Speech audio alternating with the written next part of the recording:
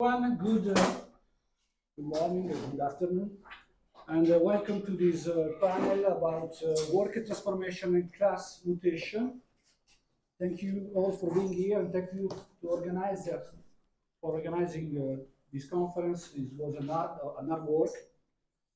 I don't have time to introducing the panel because we have 4 speakers for 1 hour, so you have 15 minutes per person. Please keep the time, and then we have half an hour for the question. The first speaker is Federico PULETTI. Federico PULETTI was writing a thesis on cooperation in Marx and before Marx, and the University of Paris Nanterre. He will speak about the theory of the mass worker in Negri and the social worker in Negri. Okay, the social worker. Sorry. En français.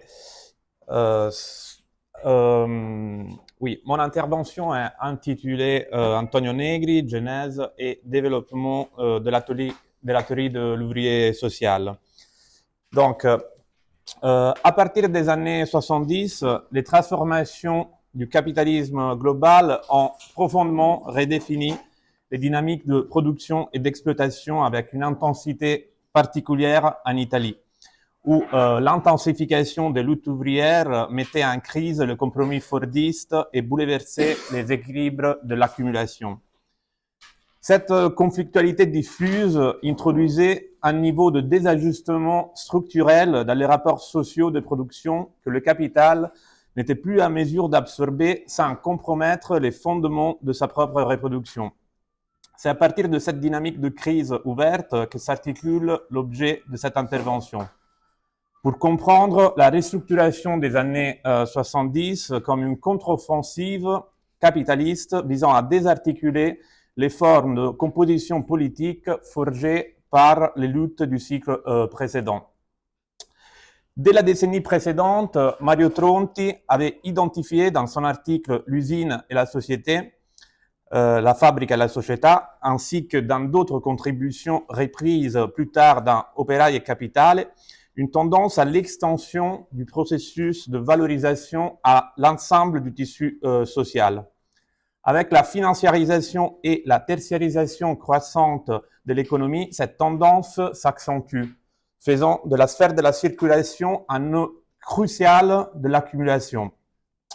En même temps, la reproduction élargie des services à l'éducation, de la santé à la logistique est de plus en plus imprégnée par des logiques de la valorisation qui étendent le commandement capitaliste bien au-delà des limites physiques de l'usine.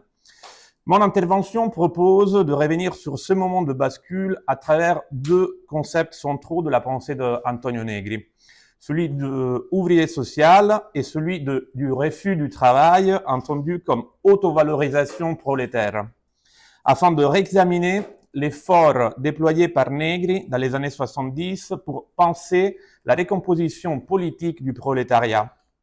Il s'agira donc d'analyser la contribution que Negri a apportée en tant que théoricien et militant et de mettre en lumière le caractère anticipateur de cette élaboration, dont certaines hypothèses centrales seront reprises, prolongées et reconfigurées plus tard par les courants post-opéraïstes. La figure de l'ouvrier social émerge comme paradigme d'une nouvelle composition de classe, non plus structurée autour de la centralité de la grande industrie, mais distribuée entre une multiplicité de figures hétérogènes. En 1970, la croissance de l'économie italienne semblait connaître de forts ralentissements. Une réorganisation du système capable de répondre aux facteurs de perturbation générés par les luttes d'usine allait ainsi devenir de plus en plus urgente. Le moment de l'affirmation maximale donc de la figure de l'ouvrier masse coïncidait avec le début de son déclin rapide, déterminé précisément par cette restructuration. Face à cette transformation, 2 orientations stratégiques se dégagent au sein de la tradition opéraïste. Tronti en vient dans les années à théoriser l'autonomie du politique, donc à recentrer la stratégie politique sur une hypothèse d'entrisme dans les partis communistes italiennes, afin de le plier au rôle de parti dans et contre l'État. Contre cette orientation, Negri concentre sa réflexion sur les nouveaux comportements conflictuels qui émergent de cette même transformation. En 1971, Negri publie les matériaux de préparation de la troisième conférence de Potere Operaio, crise de l'État-plan. Cet essai, divisé en thèses, représente la tentative de lire la période de crise qui s'est déterminée au début des années 70 comme crise de la planification capitaliste. Si la fonction de l'argent, selon la leçon de Marx, change avec le développement de la sphère productive, pour Negri, il devenait fondamental d'enquêter sur le rôle que l'argent jouait à l'intérieur du scénario qui se configurait après la suspension des accords de Bretton Woods, c'est-à-dire du système international de change fixe fondé sur la convertibilité de l'or instauré en 1944. Les luttes d'usine, en affirmant dans les salaires l'incontenabilité des besoins et des désirs du sujet ouvrier, avaient trouvé dans la loi de la valeur la possibilité d'engendrer une disproportion dans les cycles de reproduction du capital. Ce déséquilibre se traduisait par l'échec de la planification d'État. Tout au long des années 60, la programmation du développement par l'État avait permis au capital de consolider son pouvoir sur la société italienne. Les luttes salariales signalaient l'indisponibilité de la force de travail à soutenir les coûts de ce développement, rompaient la compatibilité avec l'État-plan. À ce stade, la lutte autour de la dimension du salaire se serait par contre révélée non plus efficace. Toutes ces armes étaient émoussées. Negri lit donc la crise comme nécessité pour le capital de mettre un frein au développement des forces productives, lorsque celles-ci entament la détermination des rapports de force entre les classes. Parmi les thèses les plus intéressantes de crise de l'État-plan figurent sans doute ceux introduits dans la cinquième thèse, travail abstrait comme sujet révolutionnaire, base du programme communiste d'appropriation prolétarienne. Dans cette thèse, Negri précise comment, selon lui, le processus de crise devait être pensé dès le départ en termes de projet de restructuration simultanée. Les tentatives donc de Negri, qui reprend ici la leçon la plus importante de l'opéraïsme de Quaderni Rossi, consistent à montrer sur quel terrain le capital concentrera l'effort de restructuration auquel il a été contraint par les luttes. Il redevenait alors utile de revenir au Marx des Grundrisse, et en particulier aux fragments sur les machines, dans lesquels il était expliqué que, avec le développement de la grande industrie, la création de la richesse dépendait de moins en moins du temps de travail employé et de plus en plus de l'état général de la science et du développement technologique. Les opéraïstes, donc, comprirent très tôt que le saut technologique censé légitimer la reconduction du rapport capitaliste serait en grande partie garantie d'un côté par l'automatisation et de l'autre par l'informatisation des processus productifs. Si l'ouvrier masse restait alors dans crise de l'État-plan l'une des références principales, pour Negri, il était de plus en plus évident que son action politique avait aussi progressivement changé. Elle n'investit plus exclusivement les terrains de la production en usine, comme dans les années 60, mais regardait aussi à l'extérieur de celui-ci. Le nouveau rôle qui venait à assumer le revenu en substitution au salaire d'usine conduit Negri à se référer à certaines figures nouvelles comme celle d'un prolétaire générique ou d'un chômeur de la métropole. Le mot d'ordre de ces nouvelles figures ne sera plus celui du salaire détaché de la productivité, mais plutôt celui du revenu détaché du travail. La théorie de l'organisation doit être ramenée en termes plus précis et plus directs dans la critique de l'économie politique et donc dans l'analyse de la nouvelle composition de classe. Je cite, « Il y a toute une série de nouveaux terrains de lutte sur les transports, les logements, les supermarchés qui commencent à être pratiqués et à travers lesquels de nouvelles formes de refus commencent à se révéler. » La crise s'accentue à partir de 1973. Avec la hausse du prix du pétrole, son impact sur la consommation menace directement le mode de vie des pays occidentaux et entre dans la vie quotidienne. En 1973, après s'être installé à Milan, où il participe à la rédaction de Rosso, l'une des revues les plus influentes de l'autonomie opéraia, Negri écrit à l'été de 1975 Prolétaire État, un essai qui paraîtra peu après en 1976 et qui connaîtra une large diffusion dans tout le mouvement. Le capital, selon Negri, a montré au milieu des années 70 son incapacité à mettre en œuvre de contre-tendances efficaces pour rétablir le taux de profit, malgré une restructuration profonde touchant à l'ensemble du corps de classe. La thèse qui est soutenue par Negri est que cela se produit essentiellement parce que l'imposante restructuration capitaliste se heurte à une reproduction continue et circulaire des luttes. C'est une hypothèse troublante qui commence à se dessiner. La catégorie de classe ouvrière entre en crise, mais continue à produire tous les effets qui lui sont propres sur l'ensemble du terrain social en tant que prolétariat. La restructuration donc agissait selon Negri comme un processus extraordinaire de recomposition et comme moment d'explosion du processus de l'autonomie ouvrière. Negri ne nie pas la qualité politique de la lutte sur le salaire. Cependant, il envisage désormais un processus de recomposition sur une base plus large que les luttes d'usine. Ici alors, et je cite, la lutte ouvrière et prolétaire fait un pas en avant, du salaire à la valeur d'usage du salaire, de la lutte sur le salaire comme entité contrôlable de l'exploitation à la lutte contre les commandements sur la production. De la lutte donc dans le système à la lutte pour le pouvoir. À travers une nouvelle catégorie, la catégorie donc de ouvrier social, présentée pour la première fois de manière complète dans ce texte, Negri tente donc de lire une tendance qui est une tendance interne au mouvement du rapport capitaliste. L'insistance de Negri sur l'ouvrière sociale est principalement due au fait que cette nouvelle catégorie se présentait comme le fond théorique d'une multiplicité de comportements subversifs déployés dans les sociales. Comportements moléculaires que la revue Rosso recueillait et diffusait à travers ses pages comme documentation pratique des luttes. L'occupation des logements, l'autoréduction des factures d'électricité, d'eau et de gaz, la réduction des prix au supermarché, l'autoréduction des abonnements de transport.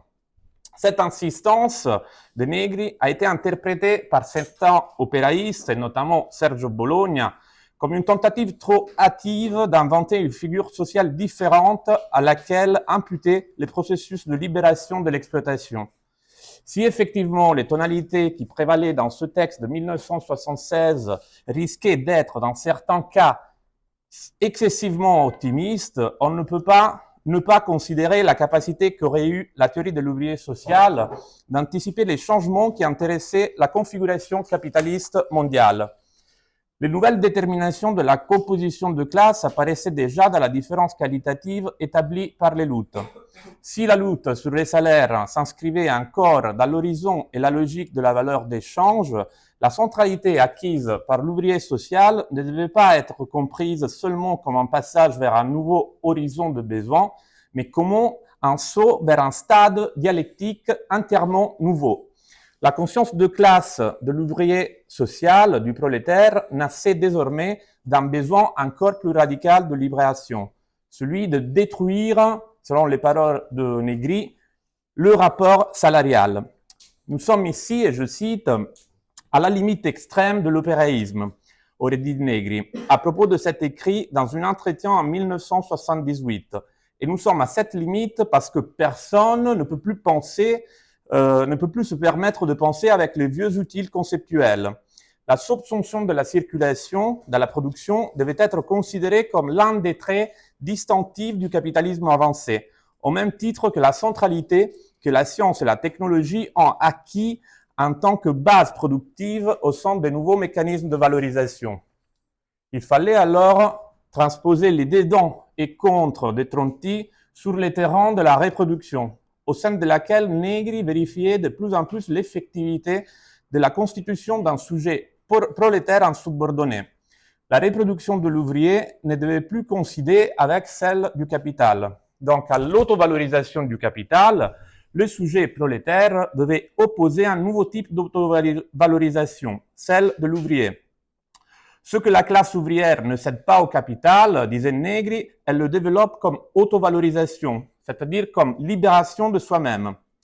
L'autovalorisation ouvrière devait être lue comme une requalification du concept du refus du travail, non plus seulement comme une tension toujours inassouvie vers le plaisir, mais aussi comme un processus constructif opposé à celui de la dévalorisation du travail, que le capital doit inévitablement mettre en œuvre. Libéré de l'hypothèse du développement, le travail ouvrier devait être découvert comme une libre reproduction de classe, comme reproduction libre de la classe et comme force invention. Le refus du travail, disait Negri, et je cite encore, se colore positivement.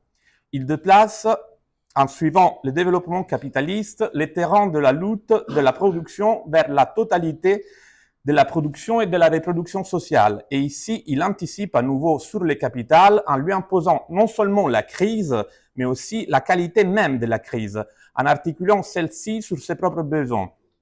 L'autovalorisation, donc, doit être saisie comme une instance de pouvoir. Elle est l'indépendance du pouvoir ouvrier en action, constituant ainsi l'envers absolu de la forme étatique et manifestant l'actualité du communisme. Elle se traduit par l'affirmation des besoins sociaux autonomes du prolétariat dans la mesure où il dépasse le rapport hiérarchique dominé par le rendement salarial et sont porteurs d'un autre système de connaissances, de communication et aussi d'organisation, centré sur la ressource vivante du non-travail, sur le temps libéré.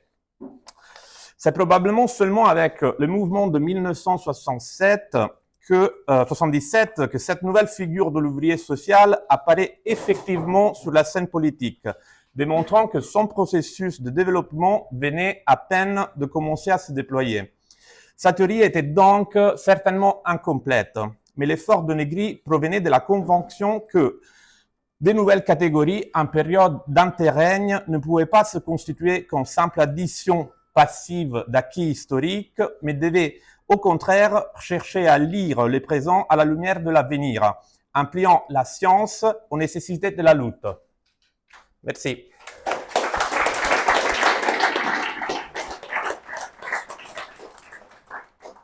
Thank you, Federico, for keeping the time limit. Thank you. The second speaker is Jamie Woodcock. He's a senior lecturer in digital economy at King's College in London. He's author of books including troublemaking, employment, the fight against platform capitalism, the gig economy. Now, today, the title of this paper is Class Composition After Negri. Thank you, Jim. Thank you very much. I'm not sure how easy it is. Don't worry, it's okay. We can do it without. I feel like there's probably a joke about cognitive capitalism coming if we can't get the slides work. So let's see. So the reason I wanted to use a couple of slides today is I want to talk a little bit about class composition theory. And in part, I want to talk a bit about the British interpretation of class composition after Negri, because I feel like this is potentially an audience to realize how far from the original concept we've taken this in Britain, or to have a debate about the usefulness or the development of some of these ideas. And so to try and defend the attempt that I'm going to make here, I want to use a couple of quotes from Negri to think about, I think, at least in English, and perhaps there are some of you in the audience who can correct me on this. I think some of the later things that have been translated into English from Negri are perhaps the most useful things for making sense of class composition. And I'm going to get a little bit more into that during the presentation. But the first is, and unfortunately Ed's not here. I mean, I know he's around somewhere, but Ed's translation of a collection of pieces by Negri, Marx in Motion, has a couple of quotes at the beginning, which I'm also going to use for my defense of the direction that we've taken things at Notes from Below and in Britain, in which Negri says, for workerism, for operaismo, the reading of Marx comes from a particular point of view. I think we'll be familiar with this in the audience. But I also quite like the second part of this quote from Negri, that in workerism, Marx is addressed as an open reading. His books are periodically selected or privileged when they're found to be politically relevant to the development of class struggle and to the changes that take place in its composition. And so the argument that I want to make today is there's particular moments from Negri that I think we should be rereading and we should be paying attention to because they are politically relevant. And in particular, Negri's discussions on class composition, I think, are particularly useful. Now, one of the problems that we have, the younger militants who may not have read or been present at many of these debates at the time, one of the problems is if you're coming to this theory and you want to understand what we mean by class composition, and you want to understand what components are involved in studying class composition, there's relatively little to read in the workerist tradition specifically about that. Often people discuss how important class composition is, understanding changing moments of class composition, the significance of large theoretical interventions based on changes in class composition. But if you try to pull together all of the readings that talk about the specific elements of an analysis of class composition, you end up with very few things to read or things to dig into. Now, in part, this is a reflection of changing class composition. If we develop a very strict framework of how to analyze class composition, as things change, the things that we need to pay attention to and the dynamics between them are also likely to change. So in a way, there's a difficulty of how we think about what it means to study a changing phenomenon. But I think Negri provides us with some useful elements to think of this. And I've put a couple of these quotes up on the board to think about the political and material characteristics, both historical and physical, that make up the historically given structure of labor power, as Negri says, in all its manifestations as produced by a given level of productive forces and relations, but also to think about the political composition. Now, why is this useful and important? Well, there are a couple of quotes from Tronti that Negri uses in Marx in Motion, which I think remind us of the importance of trying to do this and why a project like this is necessary. Tronti, of course, argues that what needs doing on the basis of the argument in Workers and Capital is to set off in discovery of the working class's political laws of movement, which materially subordinate the development of capital to the working class itself. Thus will be found the definitive theoretical task from the working class point of view. But as I've said, there's comparatively less written about what this means in practice. What does attempting to understand class composition look like? One of the things that I found particularly useful in going back to this is an argument that Negri makes in 1979. It's a short part from a long interview, book-length interview, where Negri talks a bit more about class composition. And one of the frustrating bits about this quote, and I've put it up on a couple of slides that follow, is Negri talks about how obvious it is to think about class composition, how obvious the elements are to be analysed and to focus on, which perhaps 45 plus years later, it's a little less obvious what those components might be today.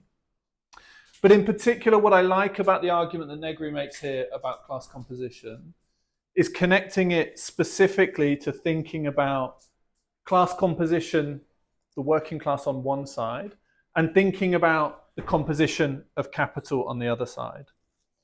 So in particular here, Negri talks about the organic composition of capital, which will be familiar to us all as Marxists who've spent our time reading Volume 1 of Capital, of thinking about the importance of these changes in the technical composition of capital, of thinking about the various ratios of fixed and variable capital.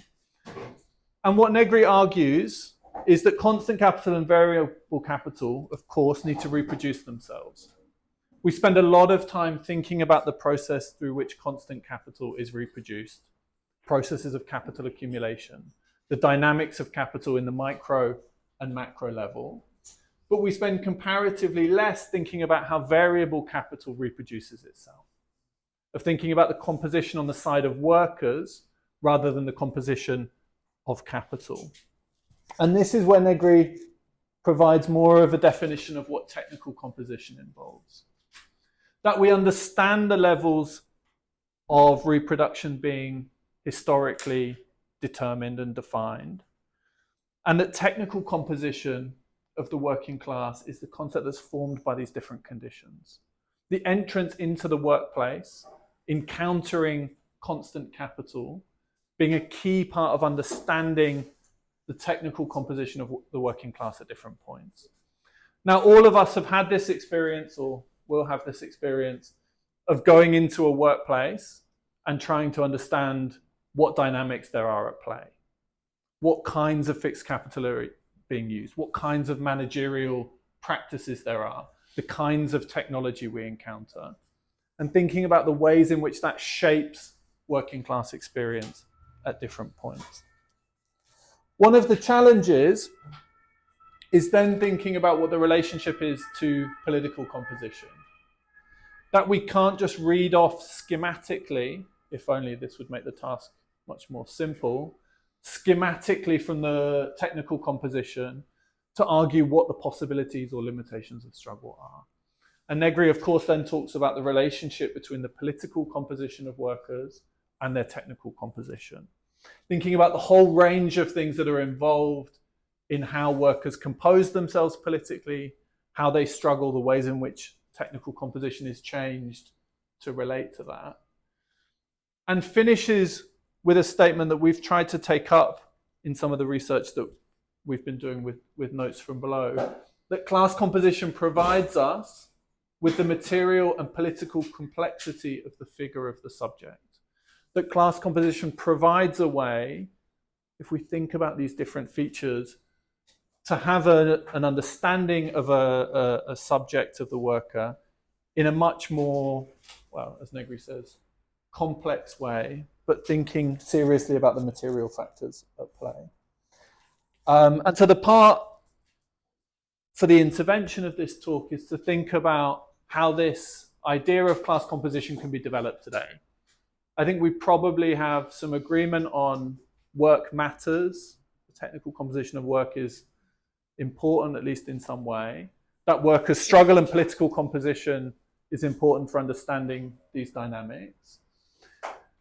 But that my reading of technical composition is to think about the relationships in the workplace, specifically about how capital is used in the workplace, the role of managers, the role of technology, and so on. This is bounded by the workplace in various ways.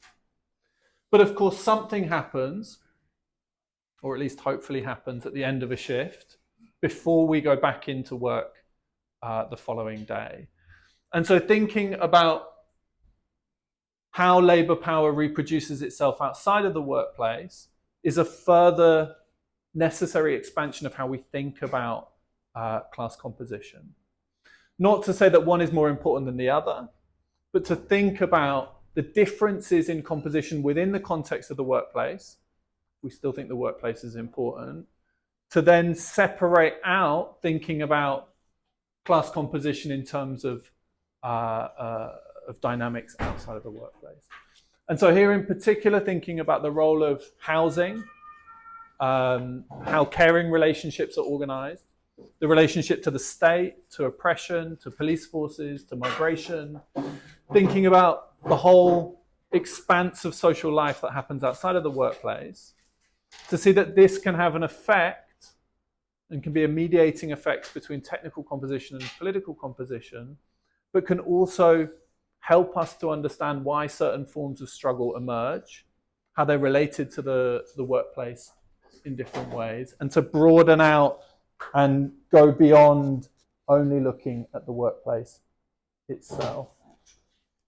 And so notes from below, we talk about this in terms of threefold class composition.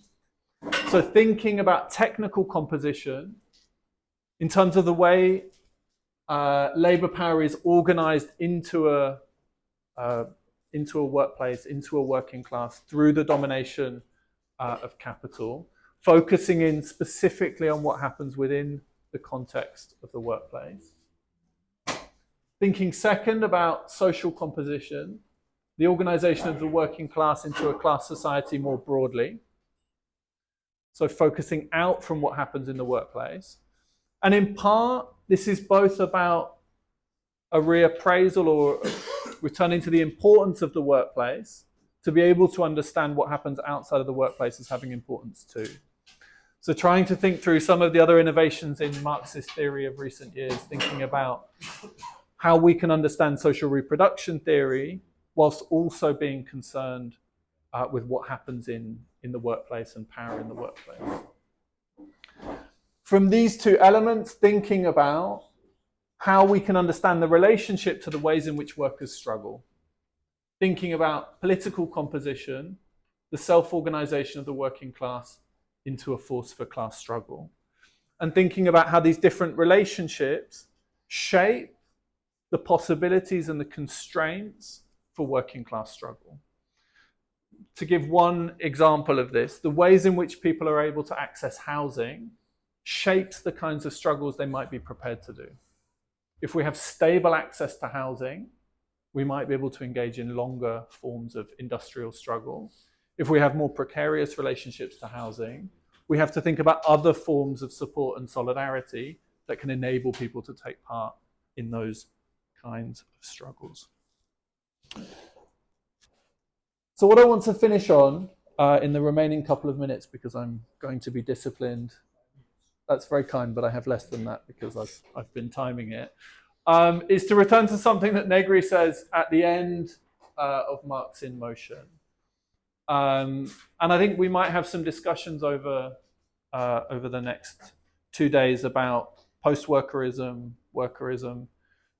Some people even talk about post-workerism, which feels like at some point you may come full circle. But in the discussions in Marx in Motion, Negri says there is no post-operaism. We can't think about a post to what we're talking about here. But instead what we can think about is how changes in class composition change how we think about what workerism is today. And I'm not the first person to say one of the ways that we can defend a workerist politics today is to think about how we go beyond that politics without giving up on the theoretical resources, the methodologies that made sense in that moment and were able to read through different kinds of struggles. And so I think one of the ways that we can think about making sense of Negri today is to think about what changes in class composition there have been over the past 10, 20, 30, 40 years, and think about what needs updating with those tools to understand changes in technical composition, to think about the impact of the organization of life outside work, to develop a set of theories and approaches that aren't just interesting to talk about in seminar rooms, but can help us to think about reading working class struggles, intervening in different kinds of struggles, and pushing that theory out into the world, which was one of the most important hallmarks of workerist theory. Thank you very much.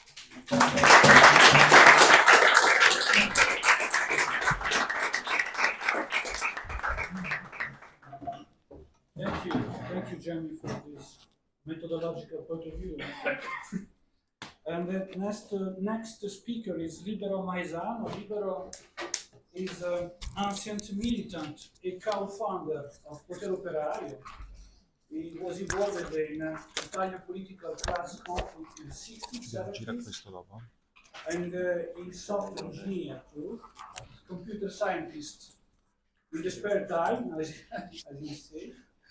And you don't have a PowerPoint, but there is some paper version of the paper of Libero. Yeah. So you can.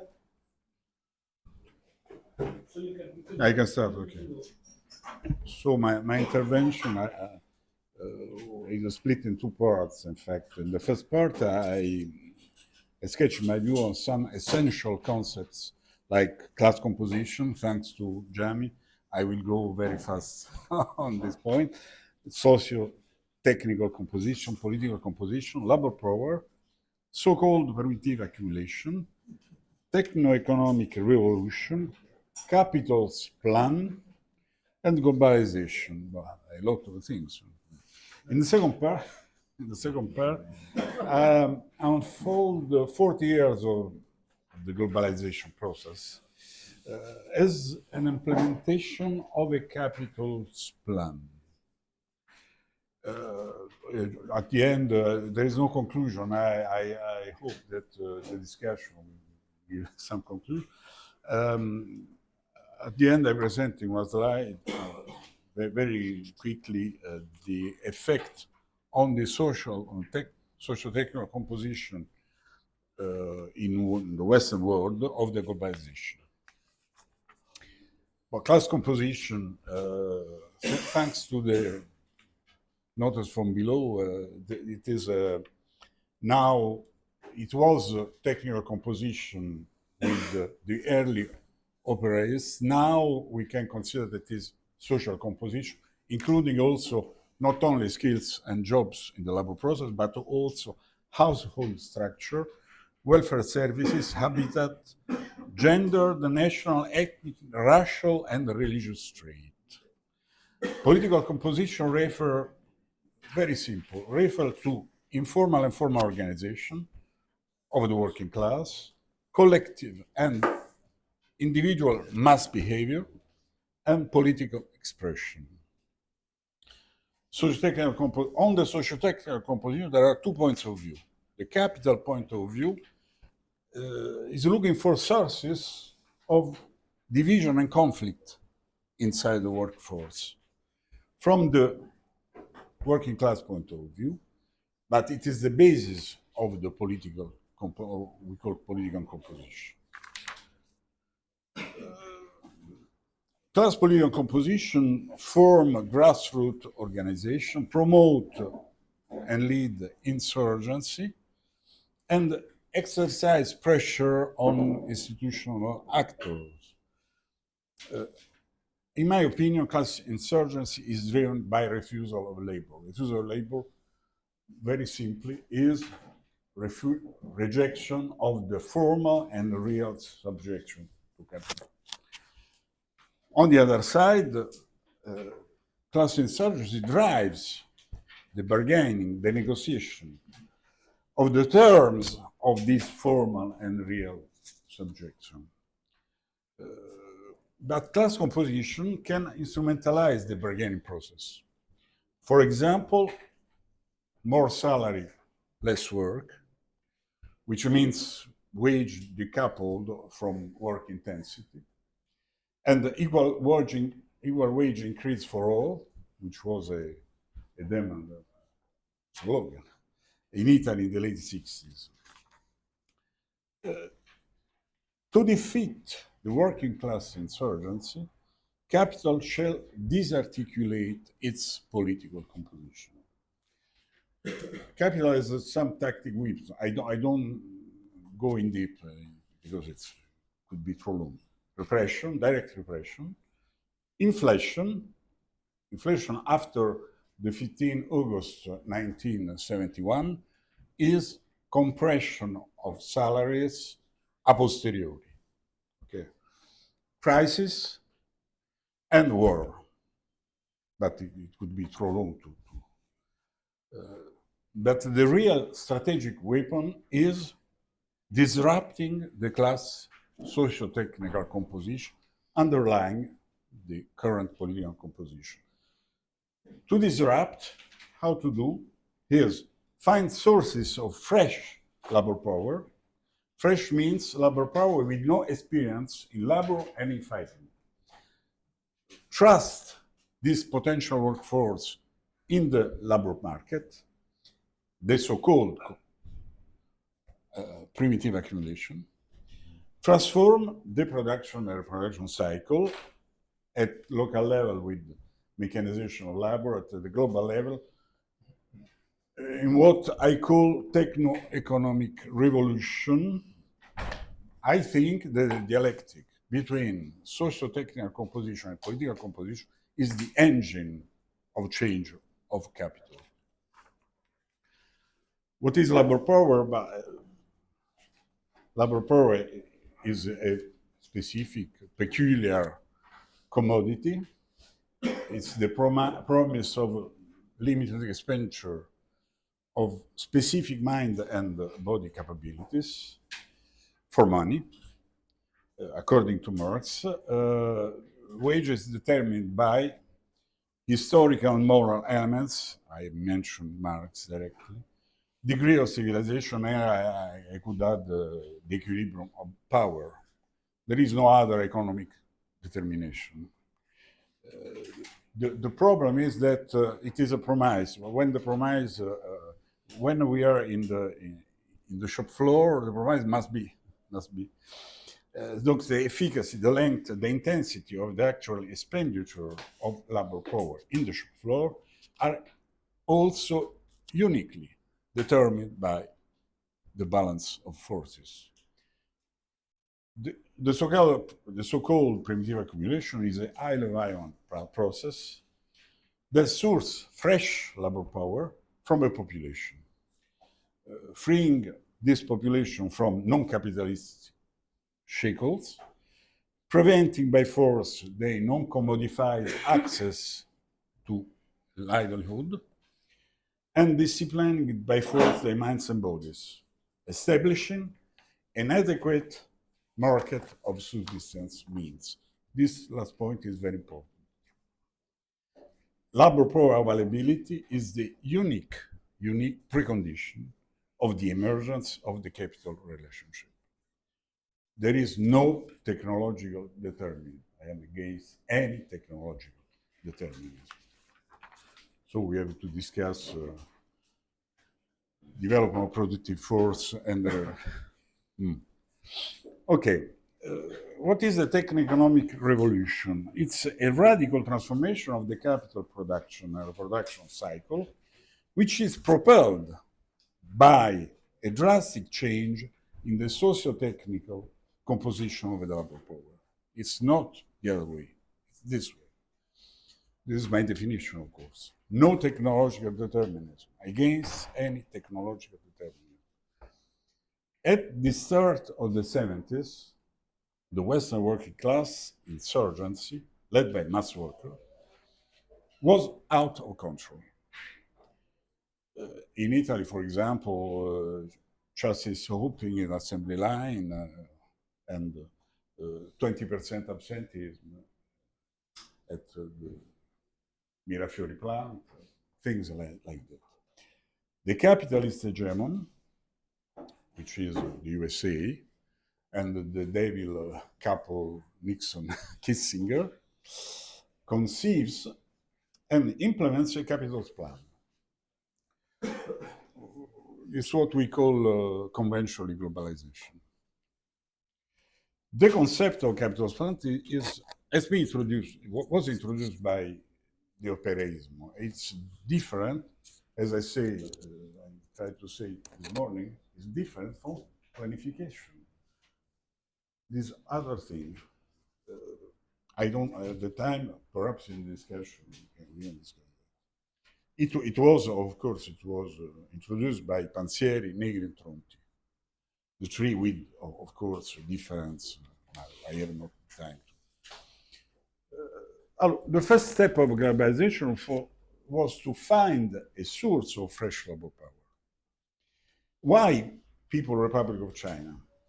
Because of already acquired general skills by this peasantry,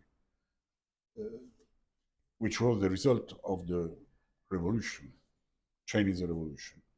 Knowledge of enough characters, 1,500 or 2,000 characters, which is enough to understand the directives in the shop floor. Clock, very important. Clock time, accustomed to the clock time. In comparison, Indian peasants were 90% illiterate and they didn't know clock time. The chronology is stunning. The second trips of Kissinger in 71 until the establishment of special economic zones, Guangzhou, in the 80s. In 10 years, the fresh labor power was identified. To source really a novel workforce, we need a so-called primitive accumulation, which is renewed wherever and whenever capital needs fresh labor power. It's not an era, it's not in the history of humanity, it's a figure of a political figure, in fact. It was a United States and China joint initiative. The peasants were unleashed from countryside collectivism. They were liberated from subsistence agriculture. The work discipline was enforced, especially in the joint venture plans of the special economic zones, with, for example, corporal punishments. And there was enough food for the market. This is a point, and an interesting point. During the Nixon visit, ultra-modern equipment, fertilizer, was acquired by Chinese. Taking off in the 90s of the globalization, since 1980, 400 million fresh workforce was thrown in the market, the labor market. What is globalization? It's massive outsourcing and offshoring of Western plants to the East, depriving the Western working class of the main instruments of its insurgency. This is what the techno-economic revolution. In the beginning, compared to West, more than 50% longer workday in China, 1/40 wage, and huge labor intensity. So an enormous increase of absolute and relative surplus value, the consequence. No technology innovation. Even many plants transferred from the West to the East were obsolete, technically obsolete in the West. In vulgar economic terms, significantly reduced production costs, highly competitive market price, paramount profits, which are the cause of financialization, not the consequence. A new international division of labor. Finance, research and development, marketing in the West, manufacturing in the East. In the what I call globalized virtual enterprise, which replaces the vertical for this film factory. What is a globalized virtual enterprise? A dynamic and self-configuring network of fabulous sites and specialized manufacturing plants distributed worldwide and run by often autonomous, even possibly subsidiary businesses.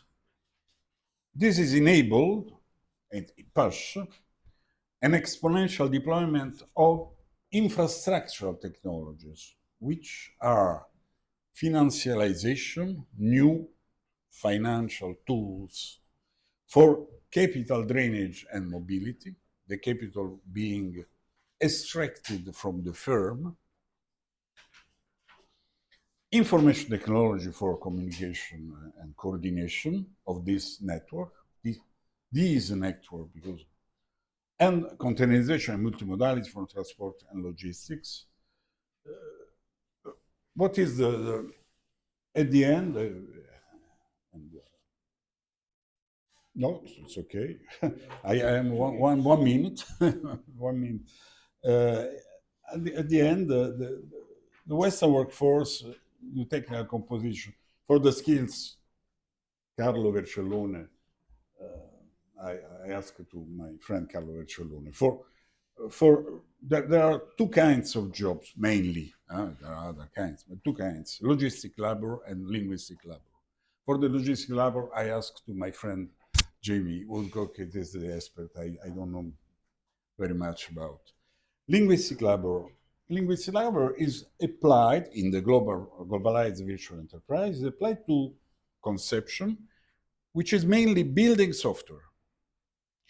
Building software, building organization by software, and building software for organization.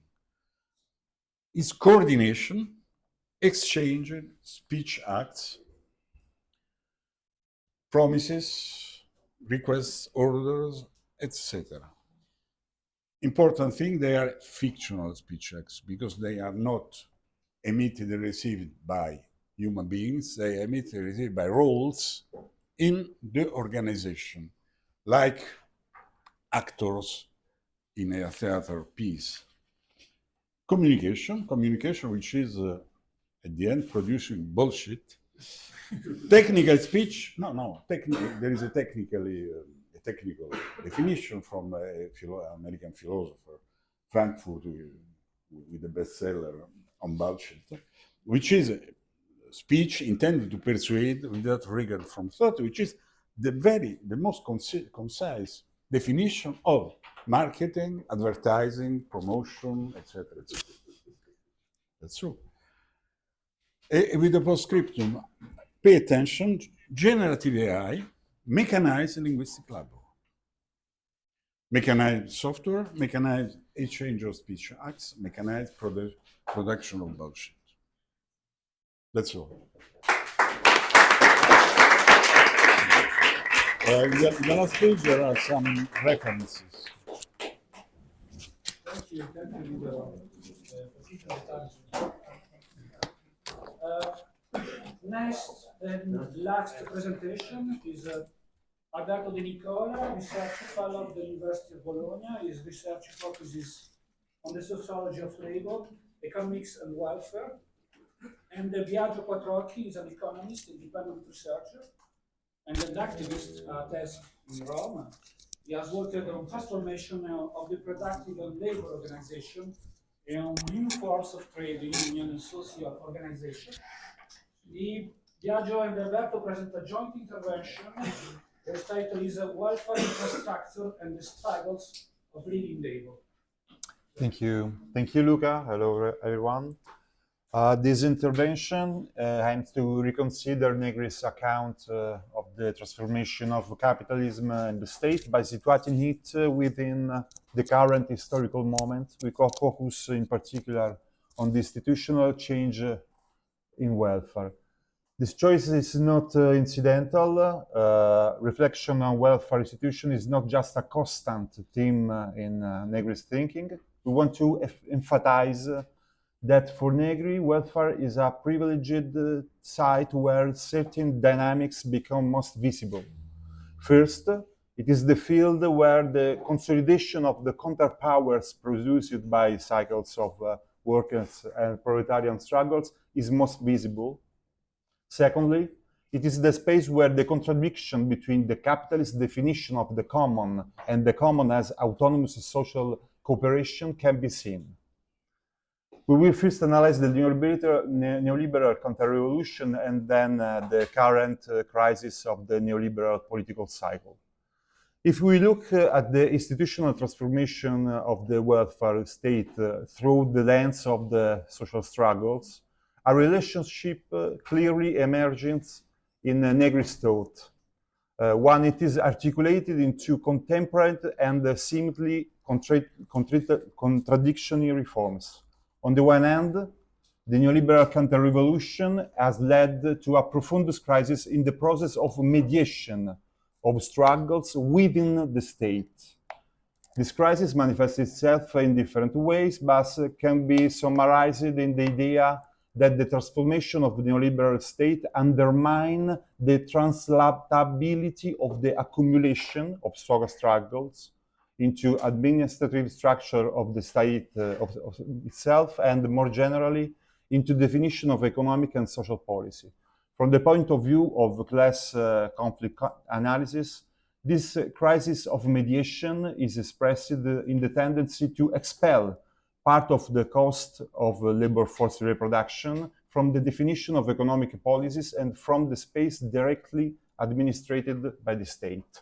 In this sense, a parallel can be identified between the post-Fordist reorganization, which shifts social production outside the wall of factories toward the metropolis, and the state reorganization, which outsources the management and collective financing of social reproduction. However, Negri simultaneously highlights a second aspect, distinct but complementary to the first. While the neoliberal state shifts new reproductive needs outside its direct administration, at the same time, workers and proletarian struggles continue to live within the structure of the welfare state and the public services. According to Negri, welfare institutions and public services are the privileged locus for the consolidation of workers' counterpower. Welfare institutions are internally characterized by the historical accumulation of collective determinations and the powers relations that have been consolidated over time through social struggles. In his article, From Transition to Constituent Power, dalla transizione al potere costituente, Negri defines these collective conditions in welfare institutions as prerequisite for communism, prerequisiti del comunismo. Yet, he immediately clarifies that they should not be seen as necessary or sufficient condition for communism, but rather as condition enabling a new form of, Negri uses this term, passive revolution. As is well known, Gramsci used the expression passive revolution to refer to the process of subaltern and depoliticized incorporation into the state of the demands of the working class. For Gramsci, for example, both fascism and Fordism were different expressions of the integration of the socialization of labor into the state and into the market order, to neutralize an alternative hegemony. For us, the theory of passive revolution anticipates the workers' understanding of institutional change. However, we ask ourselves if, for Gramsci, passive revolution led to what he called the integral state, what form of state derives from the passive revolution that Negri sees emerging in the 90s? Yeah. To answer this question, we try to use the concept of infrastructure. This concept is now essential for explaining the ability of capitalism to link remote practice and subjects and to integrate various forms of knowledge and subject. According to this literature, infrastructure serves to make each part functional to a given overall structure. From our perspective, we suggest using infrastructure as a lens through which to view the changes in welfare over the last 30 years. This lens allows us to question the boundaries of the state and bureaucratic conception of public, investigating how the neoliberal state form is linked to capital operations, to use Mezzadra and Nilsson's expression.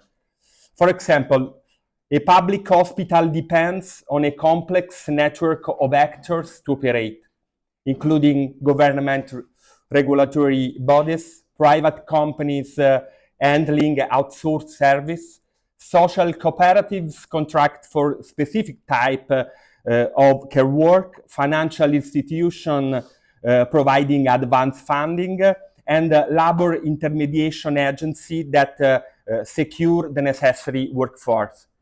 Historically, the development of welfare infrastructure has been the result of a dual processes. On one hand, fiscal restraint policies have supported the outsourcing of certain state functions, in the context of financialization of the economy. On the other hand, the welfare infrastructure network has also been developed through the progressive incorporation of self-management initiatives that emerge outside the welfare state boundaries or within other non-commodified institutions, such as religious one.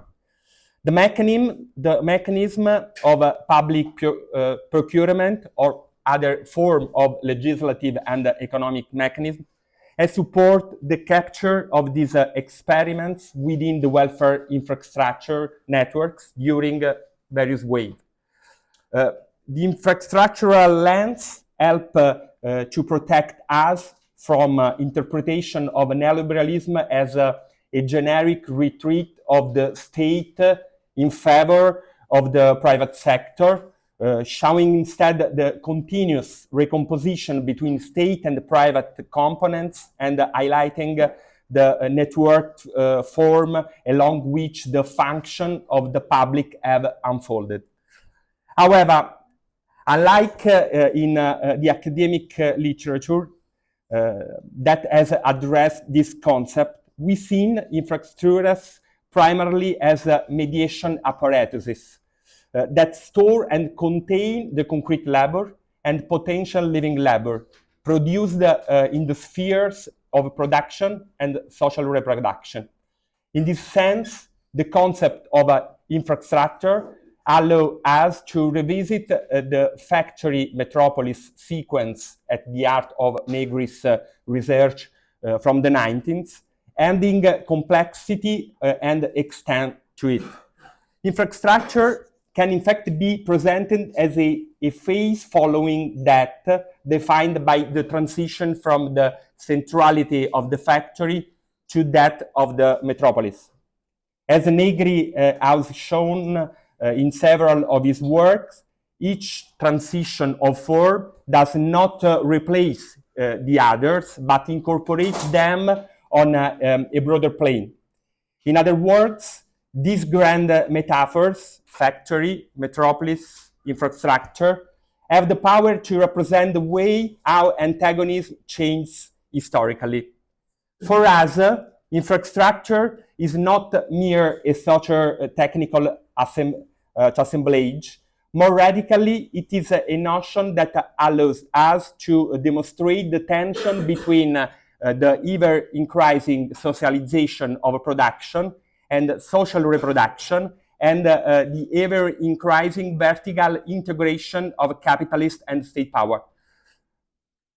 As already mentioned, the most characteristic feature of infrastructure is its ability to connect heterogeneous practice, subjects, logics of action, and knowledge on a horizontal plane, integrating them on a vertical plane. This relationship can be exemplified through three paradigmatic properties. The first is the ability to bring about an intersection and integration of scale of action and governance. While infrastructure involves an unprecedented extension of scale of action and governance, it also calls into question the very distinction between local, national, and global. Secondly, the peculiar operation of infrastructure is to connect technologies and social practice with different operating logics and codified in different forms of knowledge. Their integration is therefore accompanied by standardization and codification that regulate their overall functioning. This operation of translating language and practice fixes social power relation in forms of knowledge. Third, infrastructure often hide the work.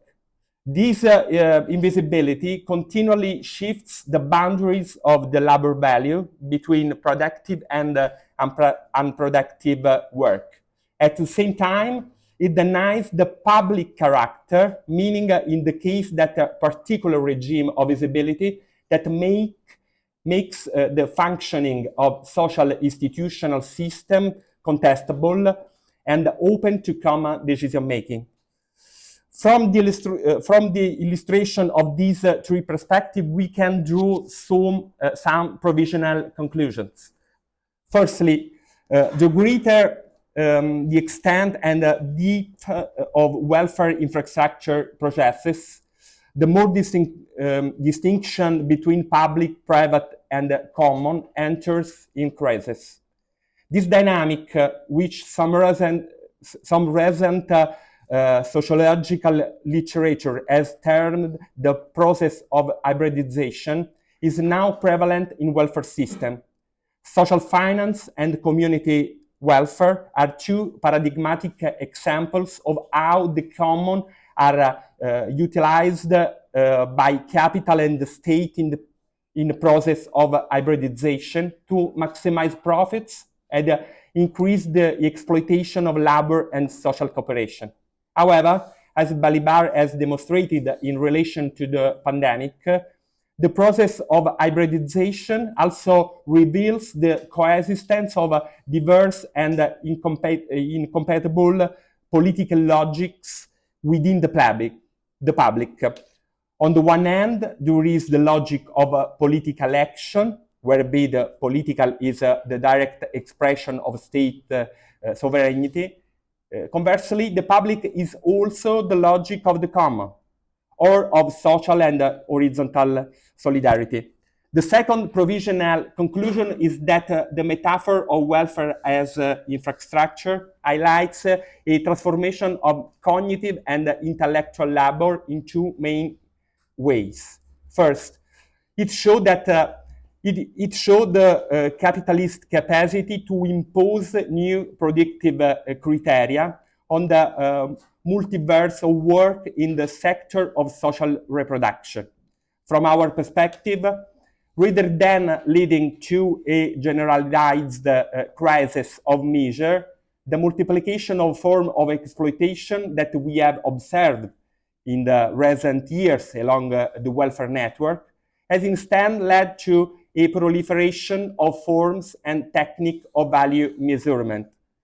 In addition to requiring knowledge, linguistic and relational skills, work in welfare infrastructure is characterized by a wide range of routine activities involving control, monitoring, reporting, and accounting. These activities are essential for maintaining the infrastructure system.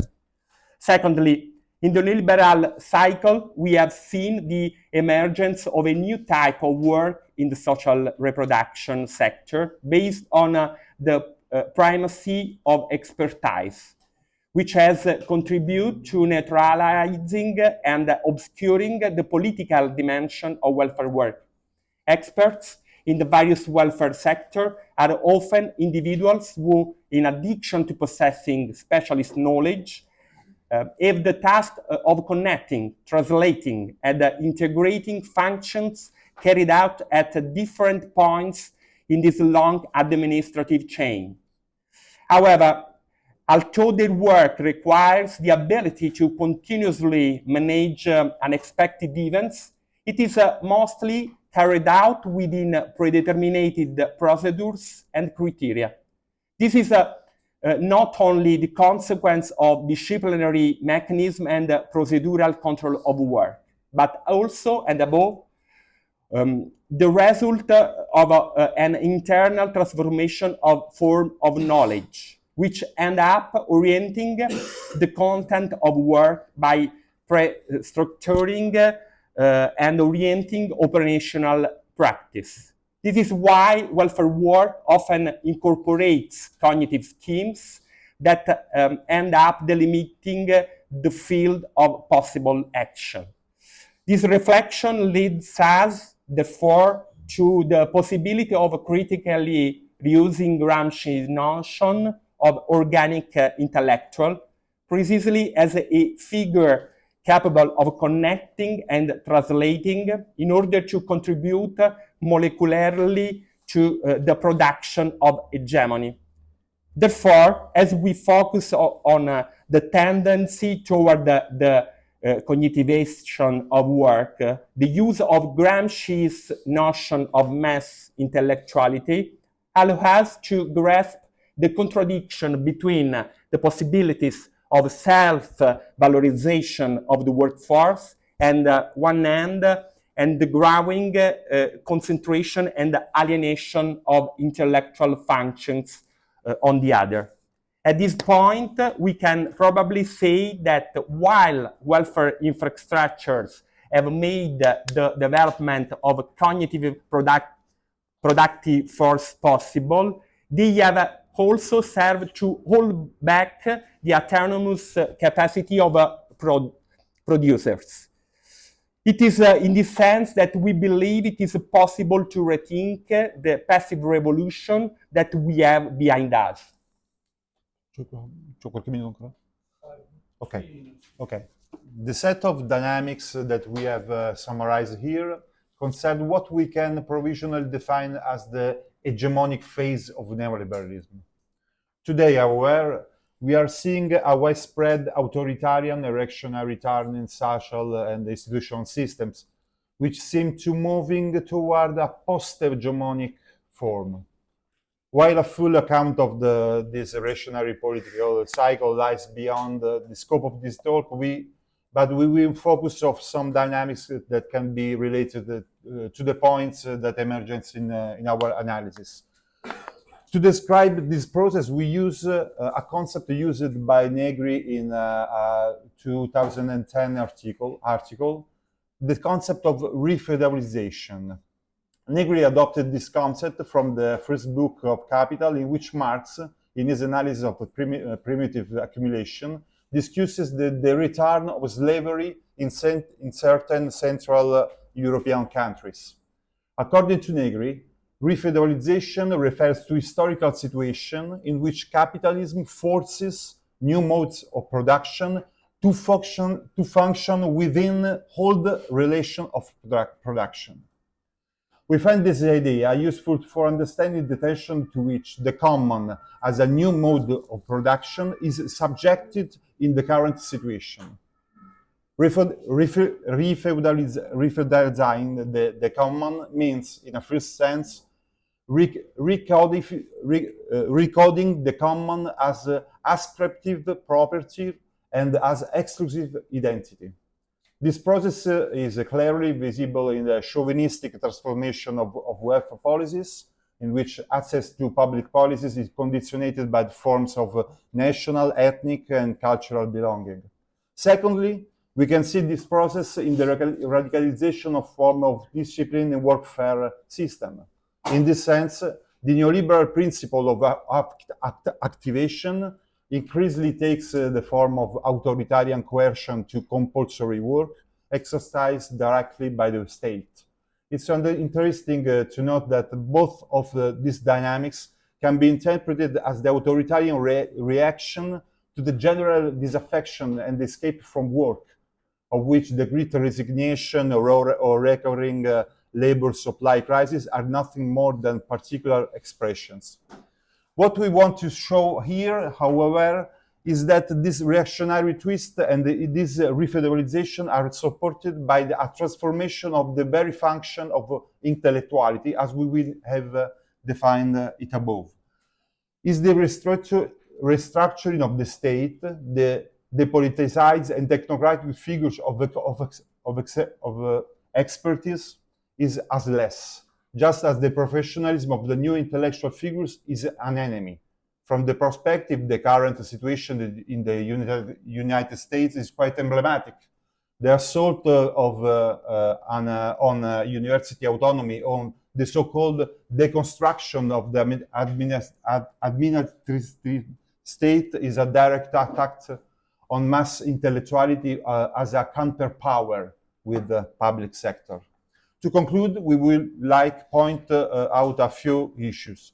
Our reading of welfare as an infrastructure infrastructure as apparatus of mediation and translation led us to reconsider the issue of the common. First of all, the infrastructural form of the state undermines the possibility for the community of producers to emerge as an alternative public, as an instance of social self-regulation. In the face of identity-based refeudalization, the capitalist appropriation of the common, the problem of the relationship between the common and the public must be rethought, not as a binary opposition, but as an hegemonic articulation. In this sense, the multiplication of counterpowers in society must go hand in hand what Negri in a text dedicated to the public called the reappropriation of administration. Secondly, they discuss about the concept of intellectuality and the focus of the tension between the tendency towards self-valorization workplace and the growing concentration and alienation of intellectual functions allow us to re-engage with the perspective of democratic economic planning as an open question. Planning not as a prerogative of the state, but as a device capable of translating common and democratic decisions across multiple scales of action, as a mediation between horizontality and verticality, between socialization and organization. Thank you. Thank you.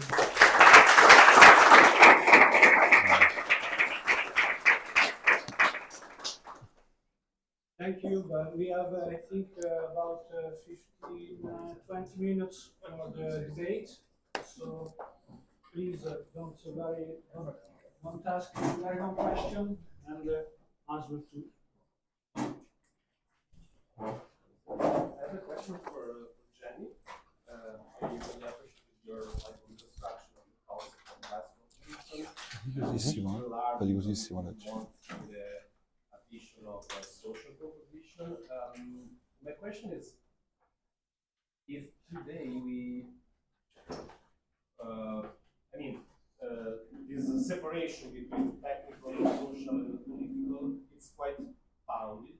And I was wondering if the digitalization of a society isn't it a way for making these boundaries more blurred?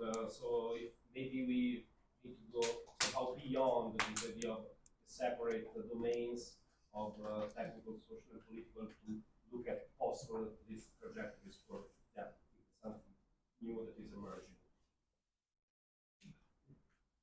Another question? Yeah, very shortly. First of all, you mentioned a couple of minutes from below. I think it's be interesting just to explain shortly what it is. And then a very general question. I was wondering how and what extent is it important to include spatiality within your critical understanding of social composition. You made some allusion to housing, to social production theory. I was wondering, is it important to tackle such issues having in mind the spatial dimension or not? I have a question for Jamie, and I have a lot of questions for I don't go on because it's not fair. Now, one question, because I agree with Nicola's observation. Nowadays, in platform capitalism, we are witnessing a sort of hybridization between human and mechanical aspects. So, of course, this kind of situation, the fact that capital from one side and labor operativity from the other are Andrea, ci fai dopo domani. and there is the rise of algorithms and all this kind of new digital technology. That's, I think, that gives some problems to the idea of technical and social composition of language. So this is a point of problem. And then very, very quickly, another point. I agree. I know because I had a direct discussion with Negri about the terms, the use of term post-operaism, post-Moscowism, or